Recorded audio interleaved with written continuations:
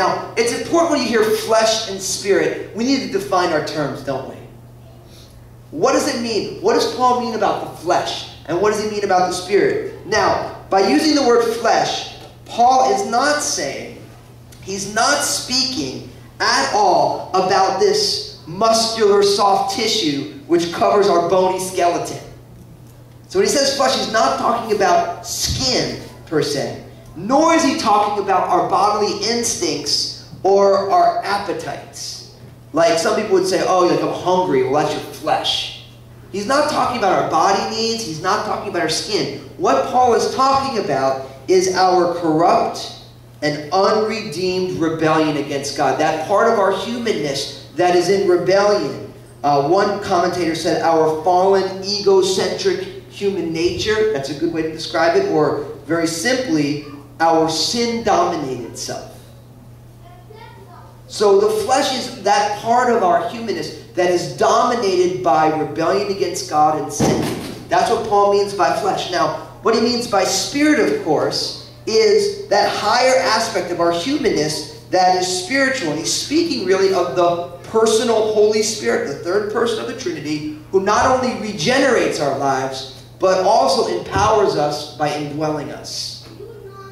So Paul in the flesh, he's talking about us in rebellion against God. In the spirit, he's talking about the third person of the Trinity who has transformed our lives and who indwells us and empowers us. So those are the two camps, the flesh or the spirit. Now, look what happens in verse 5. He says this, "For those who live according to the flesh set their minds on the things of the flesh, but those who live according to the Spirit, the things of the Spirit." Now, you need to notice in verses 4 and 5 that there's a series of verbs that are being used. You have walk according to the flesh. Then you have live according to the flesh. And then you have set your minds on the things of the flesh. And it's in there for a reason, because the reality is that rebellion against God or holiness, in a sense, is progressive. It begins simply with walking in these steps. And then it becomes a lifestyle. And then that lifestyle starts to consume our thought lives. Now, I said in a sense it is progressive, because in another sense it isn't progressive. Okay, because in one, and we're going to see this in a little bit, that by nature humans are completely in rebellion against God.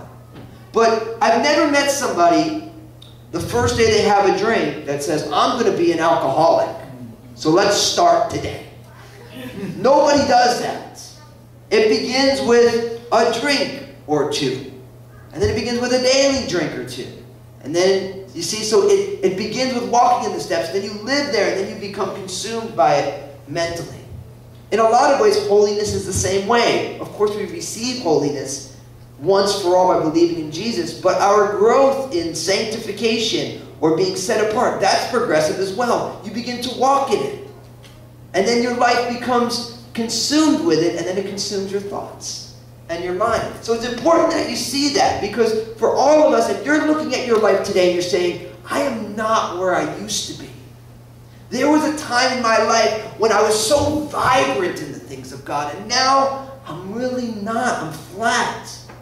If you look back, you changed what you were doing. You changed how you were walking. And then your lifestyle changed, and then your thoughts become consumed with something else. It's important for us to realize that it's progressive. But what happens here is this. Whatever we walk according to will determine what our life is founded upon. And whatever our life is founded upon, that will occupy all of our mental space. Does that make sense? So you can learn a lot about what you value, what's important to you. We can even say, we can learn about who our God is based on what captivates our thought lives.